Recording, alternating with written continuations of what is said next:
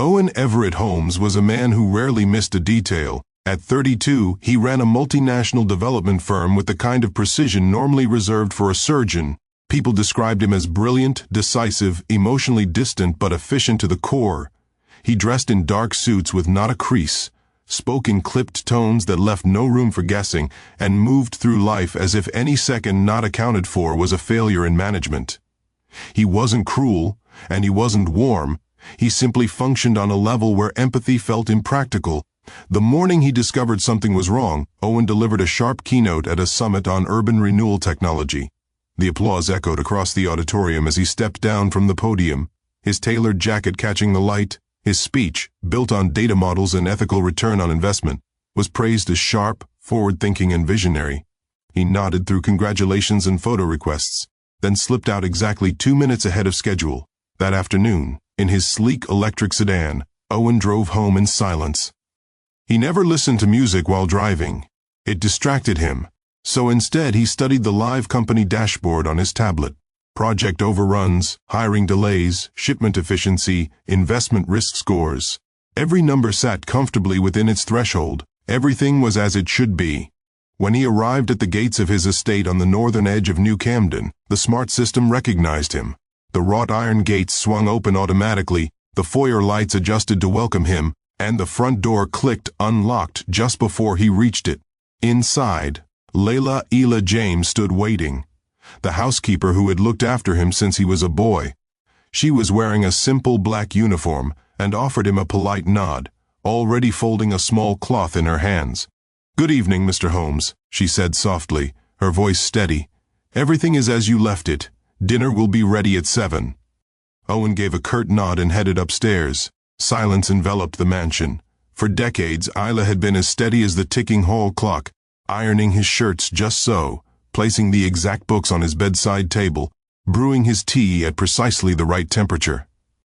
But tonight, Owen realized he knew almost nothing about the woman herself.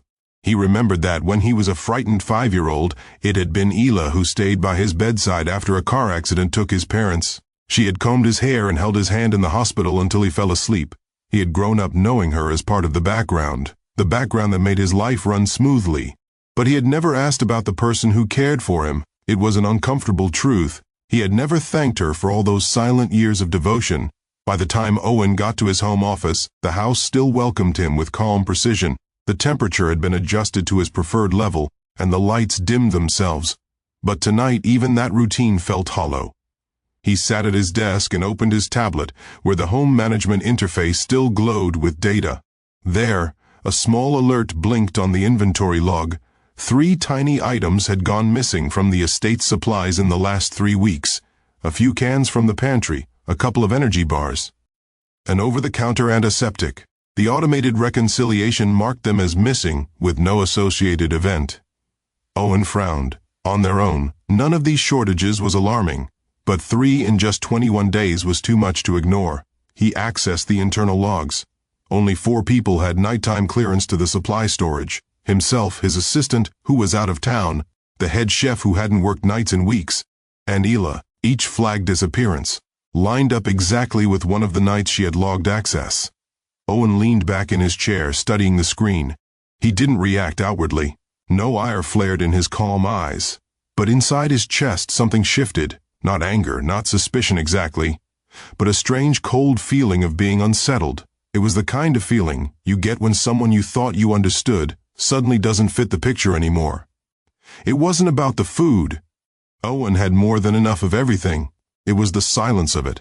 Isla had access. She knew how the system worked. If there had been a problem, she could have just asked him.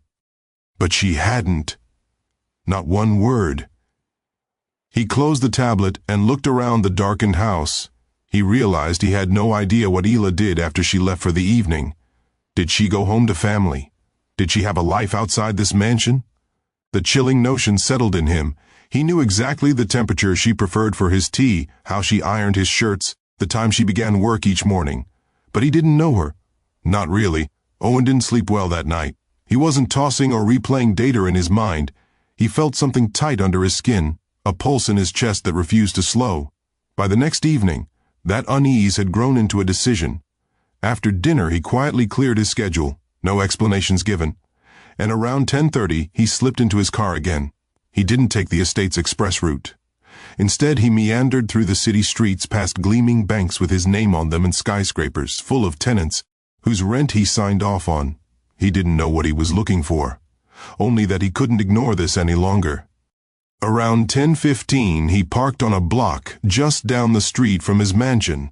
From the car's tinted windows, the estate looked like a set piece, lights still adjusted, gardens in place, not a home. He watched quietly. Through the side gates stepped Ela, carrying the cloth bag he had seen folded in the laundry room earlier. She was wrapped in a long gray coat and scarf, her steps steady and unhurried. When she reached the street, she paused under a flickering lamp and waited. Then she boarded the city bus heading east. Owen followed at a distance, never too near to be seen. The further they went, the more the scenery changed. Sterile sidewalks gave way to cracked pavement. The luxury high-rises turned into worn brick storefronts. Street noise shifted from the hum of nightlife to the drone of tired machinery and distant music. When Ela stepped off at the final stop, she walked down a narrow side street. The block was quiet except for a laundromat's hum. Finally, she slipped into a low beige building with peeling paint. Above the door, a faded sign read, Community Youth Resource Center. Owen parked around the corner and crept closer on foot, stopping just short of the entrance. Through a small side window, he peered inside. Ela was behind a folding table, arranging dinner plates. They weren't fancy dishes, just plastic containers labeled in neat handwriting. On the table, she placed warm rice, beans, cooked vegetables, soft bread rolls, and a big pot of soup. Steam rose from each container. Around the table, a dozen or so children, ages 5 to 12, stood in line. They were quiet and patient. They seemed to know the routine. A little girl, maybe 8, tugged on Ela's skirt. "Miss Ela," she asked, "where'd this food come from?" Ela smiled gently. "Good people who didn't need it, honey," she replied. "I made sure it got here before it went bad." The girl nodded, accepting the answer. Ela handed her a plate and moved to the next child. Owen didn't move. He barely breathed. It wasn't shame he felt, not yet. It was something else, the sharp sting of betrayal, of not being included. The food on the table was meant for people who needed it. These children were hungry, and someone he trusted had quietly taken it out of his storeroom and given it away without a word.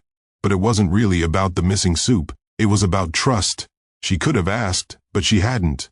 Instead, without asking permission, she took what belonged to him, no matter how trivial, and walked out the door with it to feed others. It was a silent but deliberate choice, and worse than the secret itself was what it said. She assumed he wouldn't understand or approve. The silence between them had become a wall. He stood there, arms crossed over his chest, as he watched. Ela didn't look sneaky or guilty. She looked calm and steady, the same way she'd ironed his shirts for 20 years, and he felt something twist inside him that he hadn't expected. Not anger, not the way anger usually looks, but something heavy. It felt like he was on the outside of something that still had his name on it. When the serving was done, Ela waved the children off. Owen stayed hidden until she left the center. He didn't start his engine right away. In the stillness of the night, he sat holding the steering wheel, thinking about how strange it felt to be on the outside of something with his own name on it. He wasn't angry, not in any normal way, but he was unsettled. He didn't know how to feel, so he just sat there and waited, staring ahead until eventually, without turning on the lights, he crept away. 3 days passed before Owen returned to that run-down apartment building. He wasn't avoiding anything. He just felt unsure of how to face what he had learned. On that Monday evening, just after sunset, he found himself again in front of Unit 2B. He raised his hand to knock, then paused. A small boy opened the door instead. He looked to be about 9 or 10, thin with big curious eyes and mismatched socks. He blinked when he saw Owen. "Are you Mr. Owen?" he asked cautiously. Owen hesitated. "Yes," he answered. "Is your grandmother here?" "Not yet," the boy said. "She's still at the center, helping some kids." "You want to come in?" Owen stepped inside slowly. The apartment was small and clean. On the walls, faded family photos and drawings made by little hands. In one corner stood a modest bookshelf filled with well-worn paperbacks. The furniture was arranged neatly, second-hand but cared for. In the living room, Owen noticed a yellowed certificate hanging crookedly on the wall near the bathroom door. Curious, he walked closer and read it. Certified Practical Nurse, State of New Jersey, issued 1986. The boy, Louis, offered him a cup of water. Owen opened his mouth to decline, then quietly said, "Sure." The water was warm. The refrigerator didn't make ice anymore, he explained. Owen drank it gratefully. As he sipped, Louis pointed to a framed newspaper photo on the shelf. In grainy black and white, it showed a small boy standing beside an older man at a ribbon-cutting ceremony. Behind them, almost in the corner, stood a woman holding a clipboard. It was Illa. "You look different than the pictures," the boy observed, turning toward Owen. He tilted his head. "You are a good boy, just quiet." "Always thinking," he said, quoting his grandmother. Owen didn't know how to answer that. He smiled politely instead and looked around the room. Every detail told a story he had never asked to hear. On the coffee table were stacks of papers, a hospital bill half paid, an insurance claim form, a list of medicine with dates and check marks. On the counter sat a half-full bottle of prescription cough syrup, its label nearly worn away by condensation. A packet of children's aspirin lay open by the sink. This was a life of quiet worry, of small victories and small defeats, a life in which every resource counted. He realized with a hollow ache that he had never looked at any of this. He had focused on charts and profits and timelines, while just outside his world someone had been living a life full of unspoken challenges and grace. Ila walked into the room then, pausing at the sight of Owen. For a moment she was surprised, then she simply said, "Well, hello there."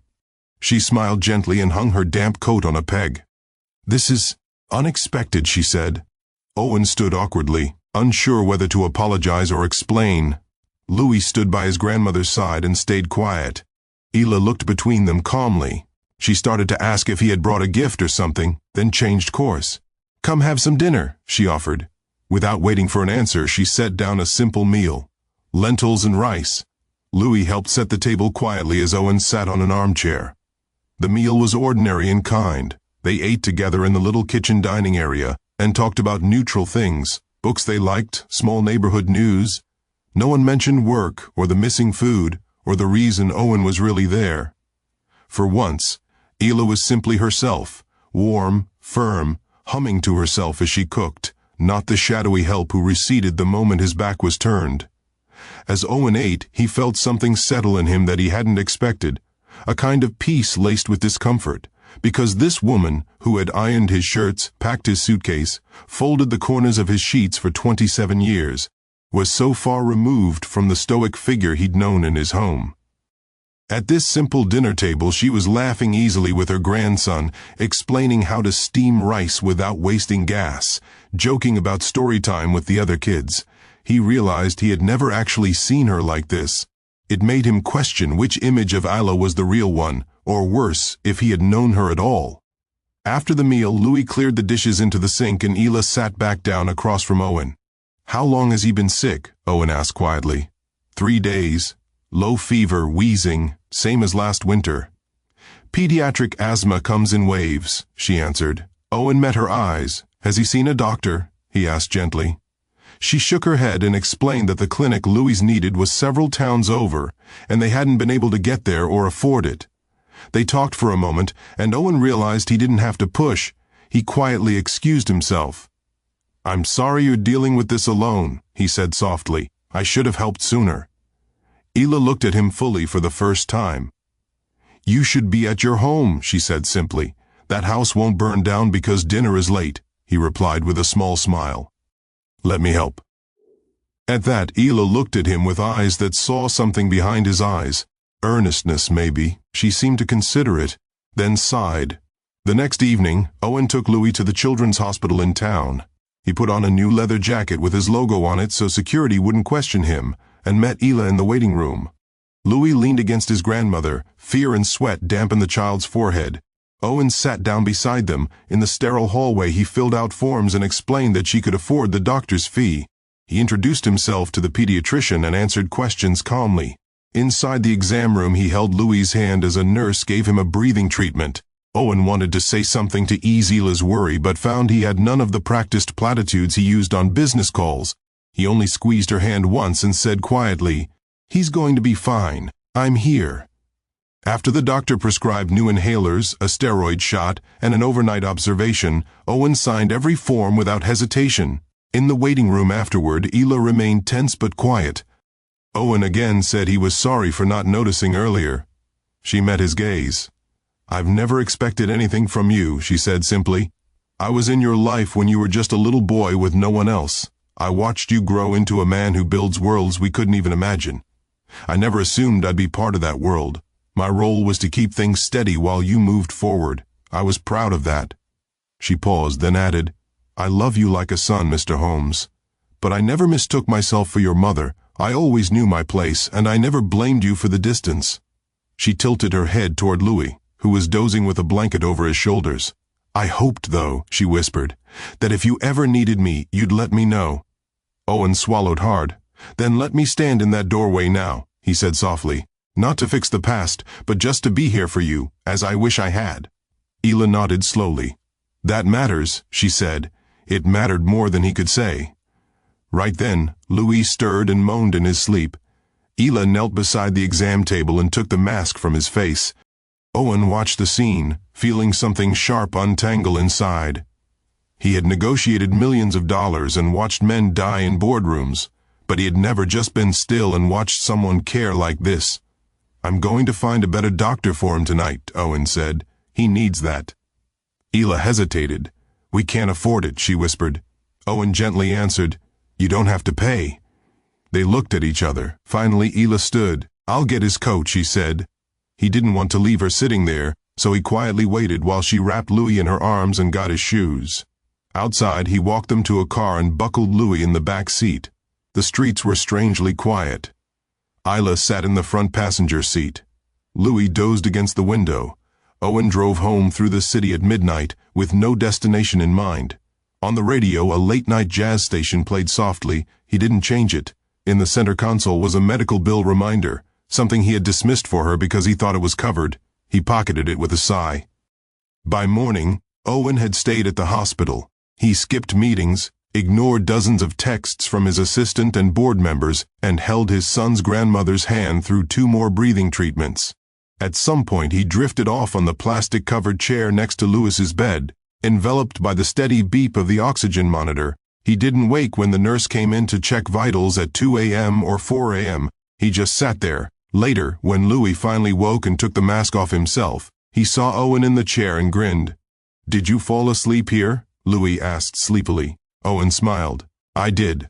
The boy pointed around the room. "See," he said, "it's not so bad." "No," Owen agreed.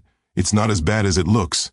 That afternoon, as the new inhaler was working and Louis was dozing again, Owen and Ela sat together in silence, watching the child breathe. Owen sipped a cup of coffee he had picked up, now cool in his hands. After a while, he asked, "What happens next?" Ela looked tired, but she managed a small smile. "We go home. We keep making this work." They sat there quietly. Outside the window, the sky had turned soft and gray, and for the first time in a long time, Owen felt something he didn't need to fix. He had a simple cup of coffee and companionship. Tomorrow, they would figure the rest out. A week passed, and Monday morning found Owen back in his office. He hadn't called his assistant, but she'd already cleared his schedule and noted on the calendar personal matters. There was an email from Genevieve, his vice president, at the top of his inbox. She appeared in the doorway before he could even click it open. Tall and impeccably dressed as always, Genevieve wore a look that mixed irritation and concern. "You missed the board meeting yesterday," she said, setting a thick folder on his desk. "Investors are asking questions. Is everything all right? Should we send out a press release?" Owen closed his laptop. He met her eyes steadily. "I'm not checking out," he said. "Just choosing where to be." Genevieve raised an eyebrow. "And where is that? We built this company on solving problems others ignored.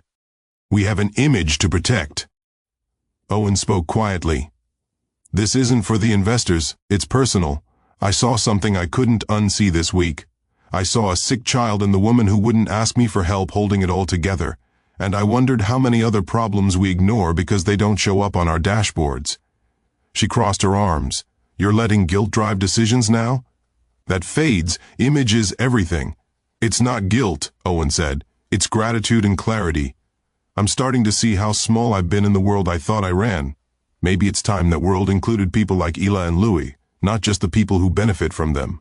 Genevieve was silent for a long moment. Then she reached out and picked up the folder. "Just promise me," she said, "that one day you'll call me when you have a community vision instead of springing it on us all." Owen smiled faintly. "I finally do know what I stand for, Genevieve."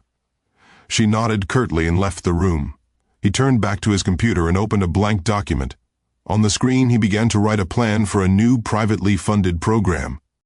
Anonymous grants, no publicity, no strings attached, controlled by an advisory board of people like Ela.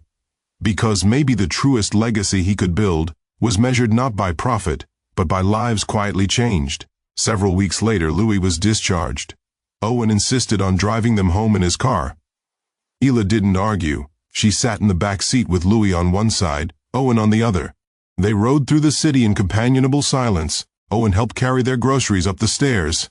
Once Louis looked up at him and asked shyly, "Are you coming back tomorrow?" Owen paused on the landing, then smiled. "I'll be here before you finish breakfast, champ." Louis grinned and pushed open the door. On Saturday morning, Owen found himself at the community center again. This time he didn't wait for an invitation. He rolled up his sleeves and started stacking folding chairs. The room was busier than usual. A handful of parents setting up reading stations, volunteers clearing leftover snacks. Ela was already there arranging games. She looked up as he walked in. "You came back," she said softly. "I told you I would," Owen replied. "Yes," she said, handing him a stack of napkins, "but people say a lot of things when they feel needed." He said nothing and got to work. By midday, a group of the older kids had started calling him Uncle O. He didn't mind. One little girl tugged on his sleeve and asked, "Do you have any stories about dragons?" Owen laughed and pulled out a book with friendly dragons from his bag. The children sat rapt as he read aloud. After story time, one of the boys shyly handed Owen a handmade drawing. It showed Owen sitting in a chair surrounded by kids reading books, with the words super readers at the top. Owen smiled and tucked the drawing into his shirt pocket. That afternoon, when the center quieted down, Ela approached him at the door. "You know," she said, "you handled that sugar rush better than I expected." Owen chuckled. "I've handled boardroom buyouts," he said. "That was tougher." She laughed, a real laugh that reached her eyes. "Thank you for staying," she told him quietly. "I didn't realize how much I needed it until you showed up." He nodded. "I didn't either," he replied. Just then Louis came running over with a soccer ball. He looked up at Owen and asked softly, "Do you think people can really change?"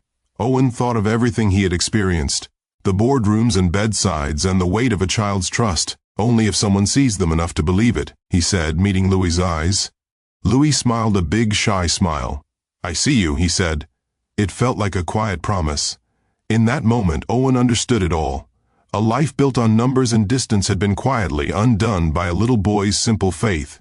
It was just the beginning of something new, and he was exactly where he was meant to be. As the week went on, Owen carried that lesson into every part of his day.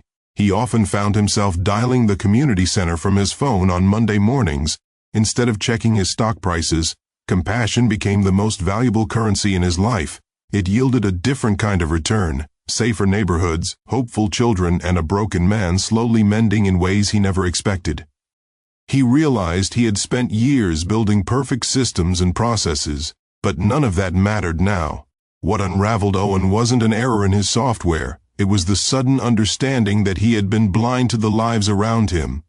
For the first time, he saw the world differently, and it changed him forever. The next morning, Owen paused at the center's entrance. He knew what he would do next. He would find Ela, not to offer empty apologies, but to stand by her side and Louis's side, to listen and help however he could. Words couldn't fix the years they'd lost, but being present could. As dawn broke, he understood that sometimes the most powerful gesture is simply to truly see someone. And so Owen Everett Holmes began to invest in what truly mattered, one act of kindness at a time. The boy had a safe home to recover in, the center had the support it needed, and Owen had a new purpose that no spreadsheet could ever measure. It would be a different kind of legacy, one built on hope, trust, and the simple act of noticing those who had always been there.